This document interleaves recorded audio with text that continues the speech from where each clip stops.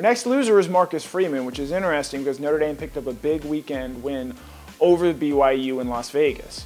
Michael Mayer was a huge reason why, as he finished with over 100 yards and 2 touchdowns, giving him the Notre Dame tight end all-time touchdown record. After the game, though, the comments made by Marcus Freeman that make this so interesting here. On Sunday morning after the win, instead of focusing and moving on to the next opponent, Freeman took to Twitter to share his thoughts on Mayer, calling him, quote, the best tight end in the country. Mayer is an absolute stud, and had Brock Bowers not been born, he may very well be the best tight end in the country. But let's not ignore Bowers here.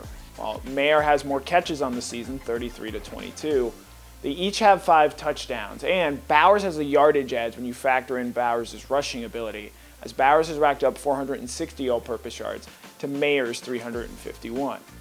But what makes this even more sort of weird is that on a Sunday morning, Marcus Freeman is taking time to tweet about his tight end.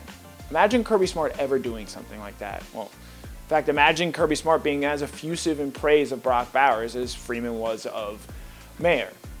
When Smart has been asked about Bowers this season, he's often been deflecting in that praise, and sometimes even turning the subject into talking about Donald Washington, who also has a case potentially to be maybe the best or the most unique tight end in the country. I would point out that Bowers played a key role in Kenny McIntosh's touchdown on Saturday, showing that he's just as good with his hands on a blocker as he does when he has the ball in his hands. The debate as to who the best tight end in the country is going to go on for the rest of the season. Mayer is an excellent choice. Georgia fans will tell you that Bowers is the better option. I personally happen to agree with Georgia fans here. And what makes this whole saga so interesting is a quote here from Tywin Lannister. Any man who says that he is the king is not, in fact, actually the king.